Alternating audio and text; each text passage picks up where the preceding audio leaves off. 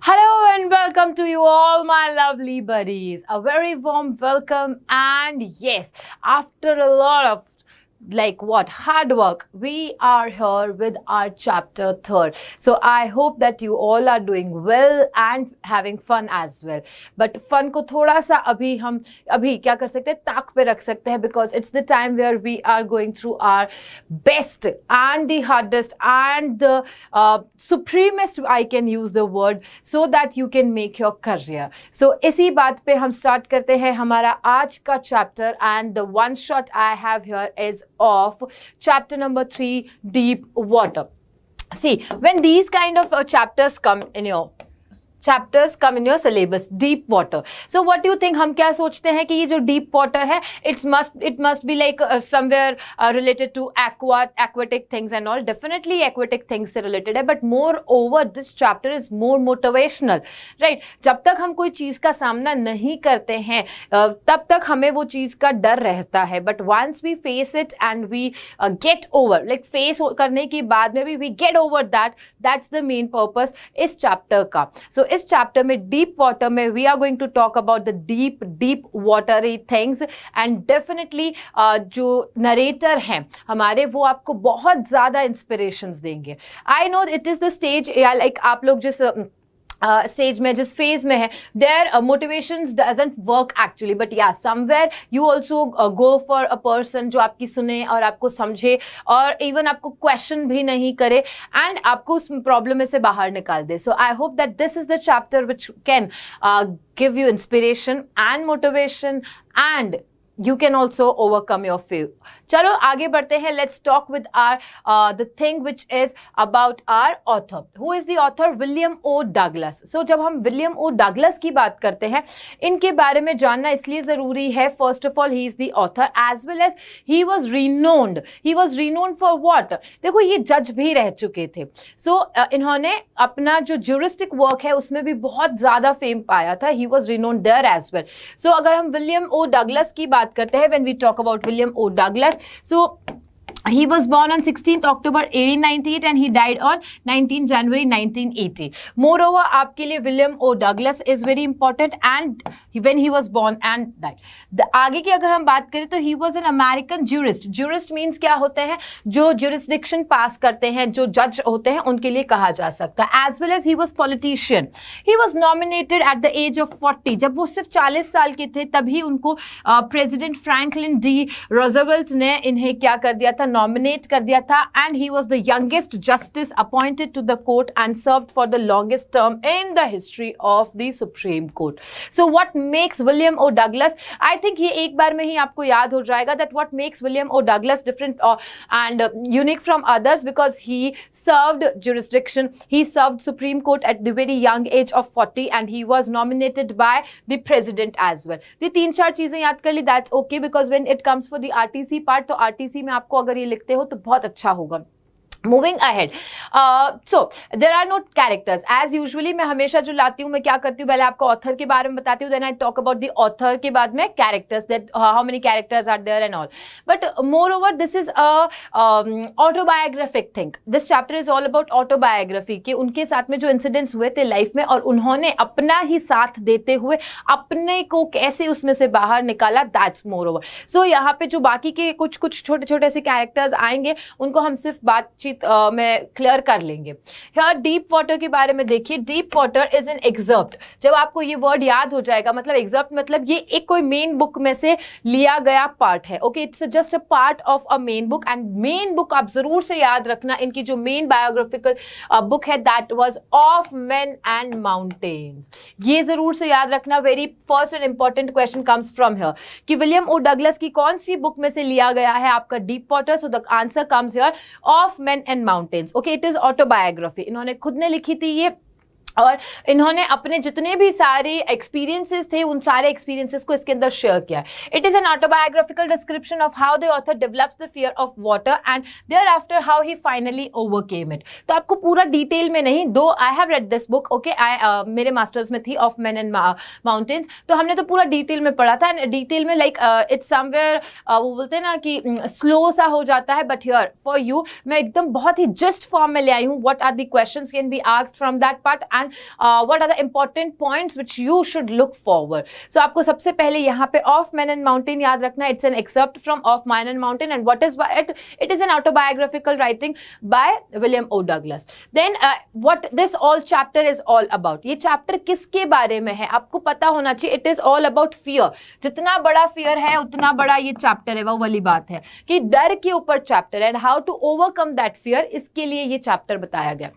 And he narrates that his aversion to water started when he was 3 or 4 years old and his father took him to the beach in California. So ये मतलब different phases में कैसे इनको पानी से डर बहुत ज्यादा लगने लग गया था, उन सारी चीजों को यहाँ पे शेयर किया. So very first he had started with जब ये 10-12 साल के थे तब से. लेकिन इसके पहले इन्होंने एक चीज बताई कि जब ये सिर्फ 3-4 साल के थे इनके फादर इनको एक छोटे से स्विमिंग पूल में ले गए थे. कैलिफोर्निया में ही स्विमिंग पूल था और वहां इन्होंने सबसे पहले पानी के डर को फेस किया था कि ये पानी से डरते हैं और उन्हें पानी से. अच्छा, there question comes that what is that phobia called as, जिसमें पानी से आपको डर लगता है. Don't say hydrophobia. Okay, don't say hydrophobia. Hydrophobia is totally different thing. इसलिए मैंने पहले ही बता दिया कि गलत ना करो आप. ओके, पानी के डर को क्या कहा जाता है ये मुझे बताएंगे आप. Hydrophobia is not the correct answer. तो जब ये 3-4 साल के थे इनके फादर इनको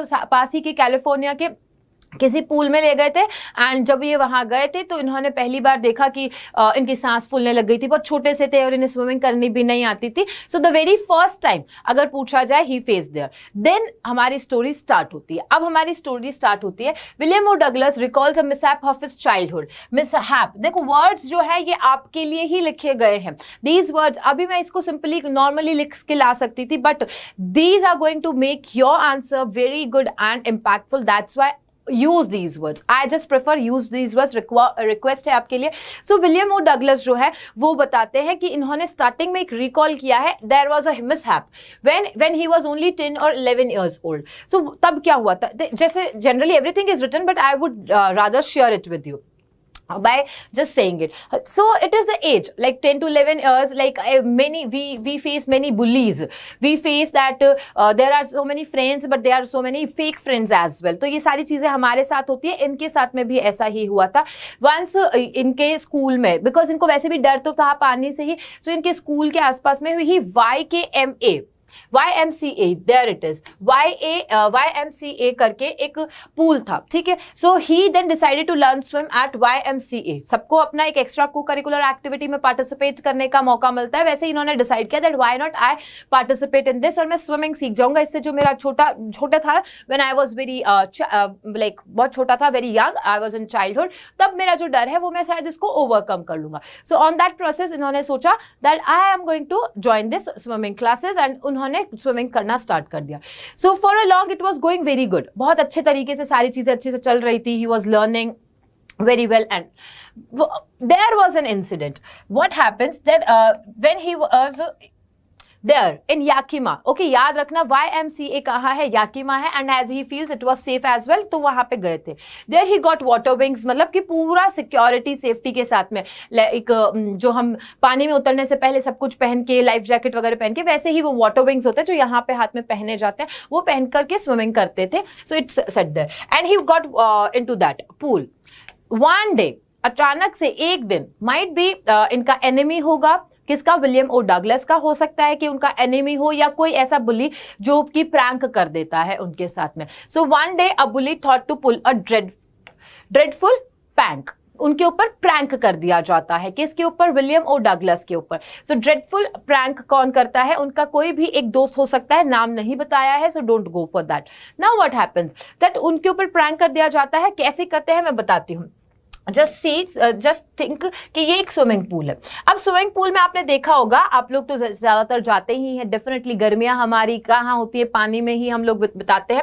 सो स्विमिंग पूल में क्या होता है, स्टूडेंट मतलब छोटे बच्चे जो होते हैं, छोटे बच्चों के लिए यहाँ पे 3 फीट का होता है. ओके, और जो बड़े हैं उनकी फीट ज्यादा होती है, बड़ी फीट होती है, तो वो इस तरफ 9 फीट. तो इस तरीके से स्विमिंग पूल की क्या होती है, एक स्लोप होती है कि एक तरफ तो छोटे बच्चे जिनकी छोटी हाइट है और वो लोग स्विमिंग कर सकते हैं, और दूसरी तरफ आगे अगर हम बढ़ते जाते हैं तो उसकी हाइट जो है वो बढ़ती जाती है। So similarly that was there slope, इस तरीके से स्लोपी में बना हुआ था वहां पे।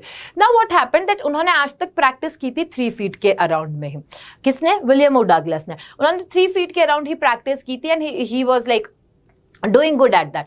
लेकिन इनके ऊपर जिसने प्रैंक किया था, सो द बुली, उसने क्या किया, उन्हें यहां से 9 फीट वाले से जंप करवा दिया। अभी जब ये 9 फीट से ही यहाँ पे मतलब उसको पुश कर दिया, उस धक्का दे दिया, वो नीचे गिर गए, स्विमिंग पूल में चले गए। Now it was the time जब उनको रियलाइज हुआ व्हाट, ये पूरा डिटेल में है। यहां से आपका डिटेलिंग वाला पार्ट स्टार्ट होता है, that how he felt it, how many times he tried to overcome, how many times he touch the bottom of the swimming pool and then he felt paralyse. ये सारी चीजें मैं आपको बताती हूँ। ओके, सो कहां से ये पॉइंट यहाँ पे इंपॉर्टेंट है, दैट्स वाई मैंने यहाँ पे इमेज के थ्रू समझाने की कोशिश की थ्रू अब डायग्राम, कि 3 फीट पे तो इन्होंने प्रैक्टिस की थी, लेकिन बुली ने उनको 9 फीट से ही क्या कर दिया था, धक्का दे दिया था। The author was pushed by the bully in the deep end of the pool and he was frightened of the fact he was reached almost 9 feet into the water. वो 9 फीट नीचे और स्ट्रगल करना start कर दिया। उन्होंने practice 3 foot तक की ही की थी, अब वो 9 फीट नीचे है और अब वो स्ट्रगल कर रहे हैं, उन्हें सांस नहीं आ रहा है एंड वो डीप डाउन वो नीचे जाते जा रहे हैं, नीचे जाते जा रहे हैं। So while he was going, then वो अपने आप को बचाने के लिए definitely he will do some activity. वो कई बार ऐसे हाथ पांव मारते हैं, ऊपर आने की कोशिश करते हैं, दैट वाज नॉट हेल्पफुल, लेकिन वो उनकी मदद नहीं कर पा रहा था, मतलब खुद की ही मदद नहीं कर पा रहे थे। देन धीरे धीरे अगेन he tried बट वो नीचे की तरफ जाते जा पा रहे थे। So he struggled to hold on to something and he tried to pick something, कि कुछ आसपास में हो तो मैं उसे पकड़ लूं, कैच कर लूं, होल्ड कर लूं। लाइक स्विमिंग पूल्स में रोप होती हैं, तो उन रोप को पकड़ के ही आई कैन बी स्टेबल, कम से कम मैं ऊपर तो आ जाऊंगा, नीचे ना जाऊं। But whatever he tried to cap और होल्ड इट, वो पानी ही होता था। It was nothing but the water, वो हमेशा पानी ही होता था। जितना वो हाथ मार के किसी चीज को पकड़ के खुद को रोकना, नीचे जाने से रोकने की कोशिश करते थे, उतना ही वो पानी ही उनके हाथ में आता था। The writer was terribly frightened. अब राइटर को क्या हो गया, बहुत ज्यादा डर लगने लग गया था। And not only frightened, as he was going down, first time down गए तो उन्होंने फील किया दैट ओके ये टच हो चुका है बॉटम एंड अभी मुझे ऊपर जाना है कैसे भी ट्राई करके। सो ही ट्राइड, उन्होंने सोचा कि मैं एकदम जोर से जंप लूंगा, दैट मीन सरफेस पे टच करके जंप लूंगा एंड ऊपर चला जाऊंगा। He tried that way as well.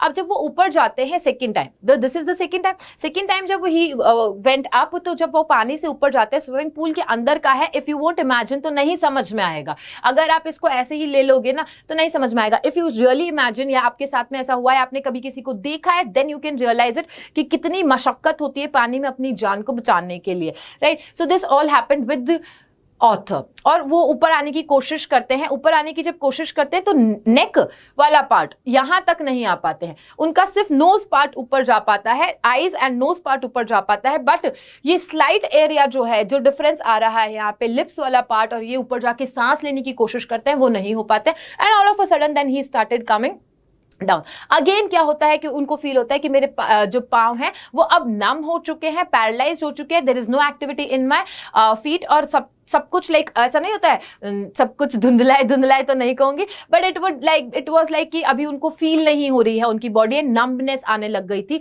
He was trying very hard but कुछ हाथ में नहीं आ रहा था उनके। Okay, then again I would tell you about that. फिर देन वो नीचे जाते हैं ना जब YMCA वाले पूल के अंदर, फिर से third time he was there, that time he thought that कि अब मैं गहरी सांस लेता हूँ। In deep water when he thought that मैं गहरी सांस लेता हूँ, उस सांस लेने के चक्कर में वो पानी को भी अंदर ले लेते हैं and he swallowed some water. उस वजह से भी उनको बहुत दिक्कत होती है and he he faced breathing problems as well. Okay, he tried to catch hold of something like rope, but ये भी नहीं हुआ था। Then he tried to shout, अब वो शाउट करने के लिए कुछ कर रहे हैं लेकिन उनके मुंह से आवाज ना निकले। व्हाई? बिकॉज वो पानी के अंदर है, पानी के अंदर चिल्लाएंगे, पानी अंदर चला जाएगा एंड लाइक। और even he try to take a deep breath, खुद को थोड़ा सा कंट्रोल करने की कोशिश की थी कि कैसे भी करके पानी में से बाहर निकल जाऊं, but it was not possible. Why it was not possible? क्योंकि उन्होंने पानी स्वॉलो कर लिया था, और जब पानी एक बार अंदर चला जाता है, यू नो दैट, उसके बाद में पानी जो है वो बॉडी के अंदर भरना शुरू हो जाता है। He went down again, his lungs ached. अब ये स्टेज हो चुकी थी जब उनके जो लंग्स हैं वो दुखने लग गए थे, उनकी बॉडी उनका साथ देना छोड़ चुकी थी, तो his body was not in favour, I can से his body was not in favour with him and lungs also was started acting. Chalo. Now lastly, as I told you that at last he planned that he would make a big jump upwards, but हुआ कुछ नहीं. Now अब third time he thought that everything is gone, it's nothing in my hand, अब जो है मैं उसे accept कर लूंगा, that means it's my end, it's my end and it's the end of my life. Death मुझे सामने दिखाई दे रही है, I can't do anything because everything he had done and all in vain, everything was in vain. So he decided कि अब तो मैं सब कुछ खत्म हो चुका है, everything, like his limbs were paralyzed, he felt paralyzed with fear and all. But this time his limb would not move at all. He tried, लेकिन उनका इस बार भी limbs वगैरह कुछ भी move नहीं कर रहे थे. So at last उन्होंने सोच लिया कि this is the end, अब मेरा अंत मेरे सामने आ चुका है and there is nothing more I can do. So उन्होंने उस मतलब बोलते ना मौत को जस्ट पास में से देखा था. He can see and he had given the hope कि नहीं हो सकता कुछ, आशा छोड़ दी थी उन्होंने कि मैं अब नहीं जिंदा रह सकता हूं, अब मेरी डेथ जो है वो पानी की वजह से ही होगी. Then he went down again the third time, बता दिया मैंने, all efforts and fear ceased, he was moving towards peaceful death. Very important line that he was moving towards peaceful death. After third time he accepted कि अब मेरी death आ चुकी है, peaceful death है मेरी और मुझे इसे accept कर लेना चाहिए. The writer was in peace and he came to then everything.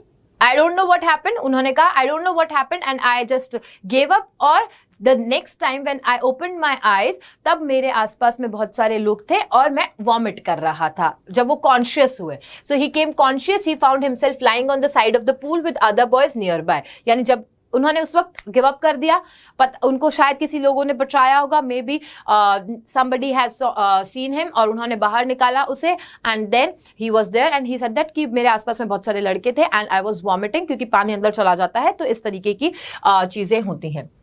The terror he had experienced in the pool never left him. अब जो ये चीज हो गई जिसके साथ में कि उसने पानी, अब उसको पानी से कितना डर लगा, वो पानी पीते हुए भी डरेगा, है ना, वो पर्सन पानी पीते हुए भी डरेगा कि ये पानी वही है. देखो हमारे साथ में भी सिमिलरली दिस हैपेंस दैट एक बारी कोई चीज से, अगर जैसे बच्चों को किसी को आग से डर लग जाता है, या मैं बताती हूँ हम बच्चों में ना, छोटे बच्चों में ये डर क्रिएट करते हैं, खुद डर क्रिएट करते हैं, फरी फरी सी जो चीजें होती हैं उनको दिखा करके डर क्रिएट किया जाता है कि देखो तुमने ऐसा काम नहीं किया तो ये चीज इस तरीके से हो जाएगी, या ये बाबा आया लाइक दैट. सो हम खुद उनको भूत से, अंधेरे से डराते हैं एंड देन जब वो बड़े होते हैं उसका सामना नहीं कर पाते, या तो वो समझ जाते हैं कि there is nothing like that, आजकल के बच्चे तो बहुत चालाक हो गए, या फिर वो खुद उसको क्या कर लेते हैं, उसको ओवरकम करते हैं कि ऐसा कुछ होगा तो I would overcome like that. तो यहाँ पे बट ये इस स्टेज पे कितने 12 साल का, 10 से 12 साल का बच्चा जो है वो इतना जल्दी ओवरकम नहीं कर सकता. अब उन्होंने जितनी सारी पानी से रिलेटेड एक्टिविटीज थी, वो जितनी सारी वाटर एक्टिविटीज थी, एक्सरसाइजेस थी, एनीथिंग को curricular activities, he thought that I won't do any time in my life, कि मैं ऐसा कुछ भी नहीं करूंगा अपनी लाइफ में, क्योंकि इन्होंने देखो पानी के अंदर 3 times he tried to save his life and then he gave up. Right. So अब he had experience in the pool and he never left him. उन्होंने मतलब कुछ भी नहीं. He haunted him for years, that sorry it haunted him for years. इस जो हादसे ने उन्हें बहुत सालों तक डरा के रखा. It haunted him for years. ये हादसा जो है उसको काफी सालों तक डरा के रखा विलियम ओ डगलस को. And it spoiled many of his expeditions. Expeditions means adventurous things.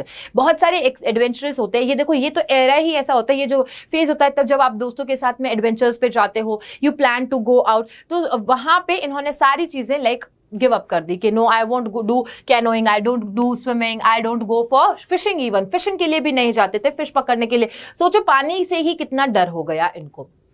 Then 1 October, like after many years, 1 अक्टूबर इन्होंने डिसाइड किया दैट अभी मुझे इस फियर को तो ओवरकम करना पड़ेगा. मैं कब तक, कितने साल तक मैं नहीं पानी के पास में रहूंगा.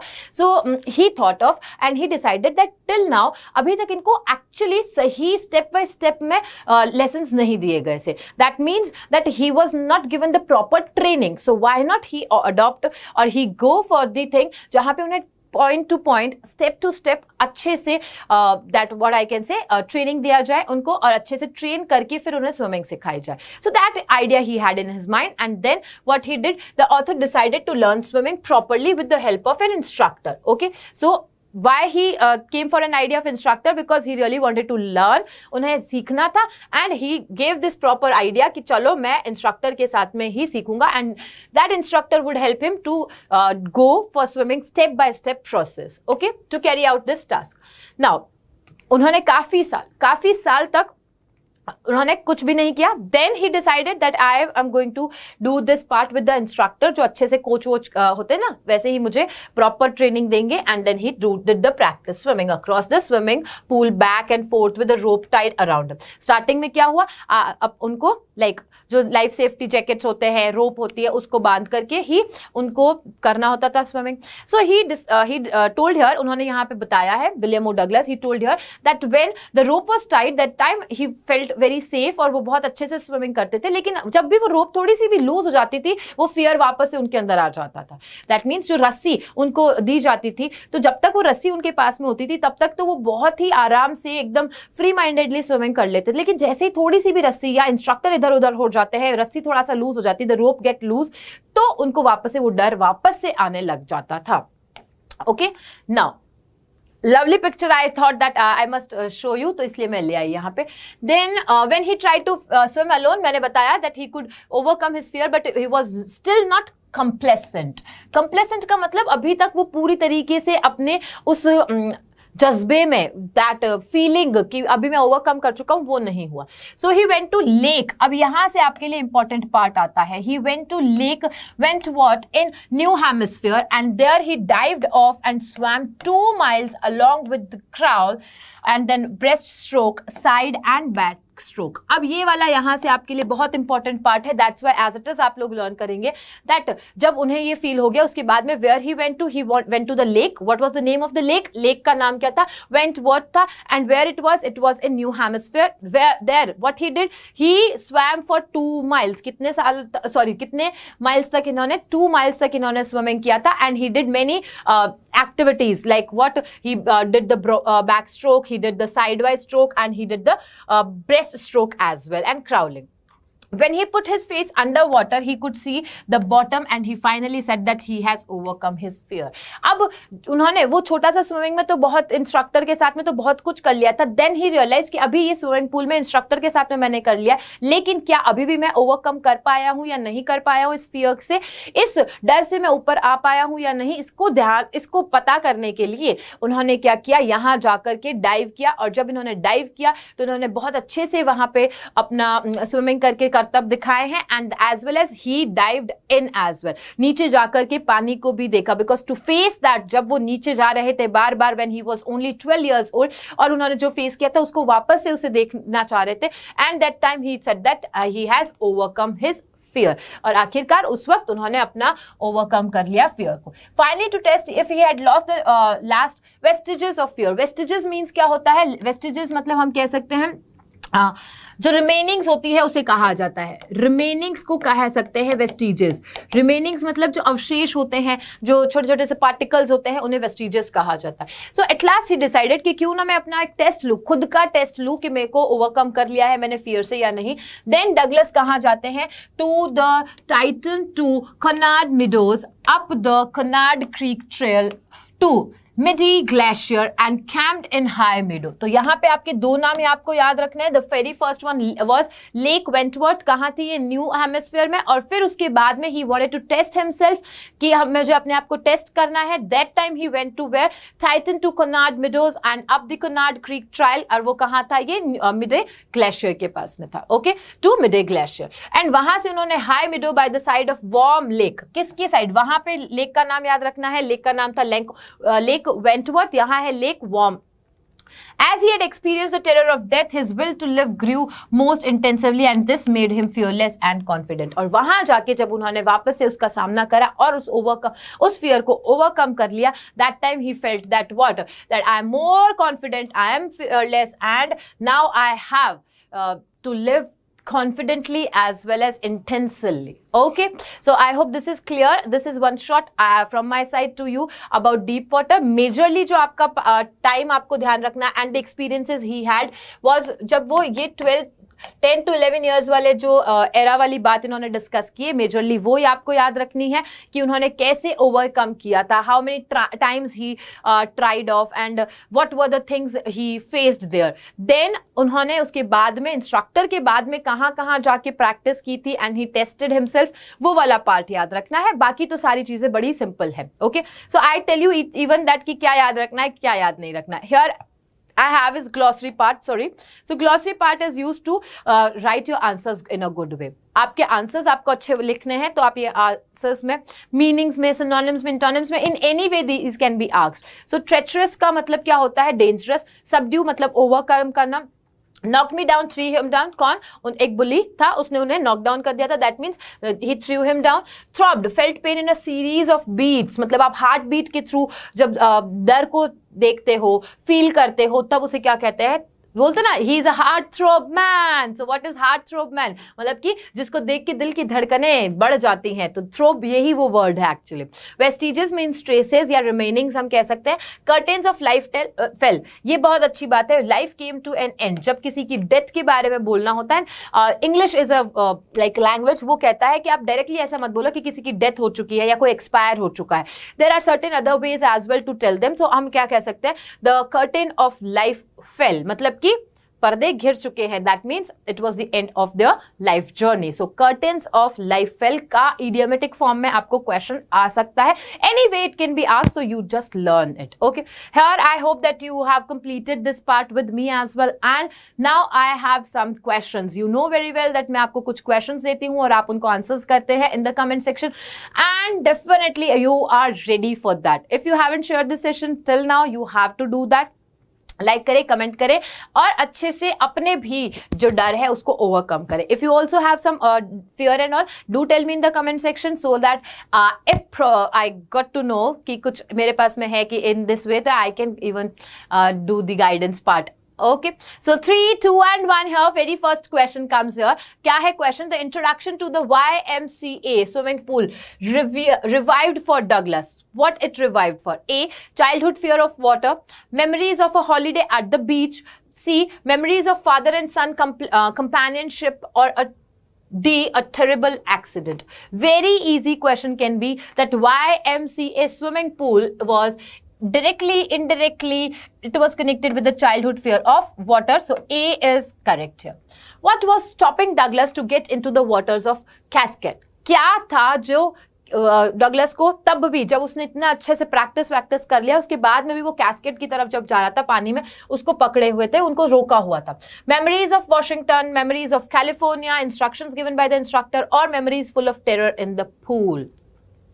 So here it's going to be the answer D, memories full of terror in the pool.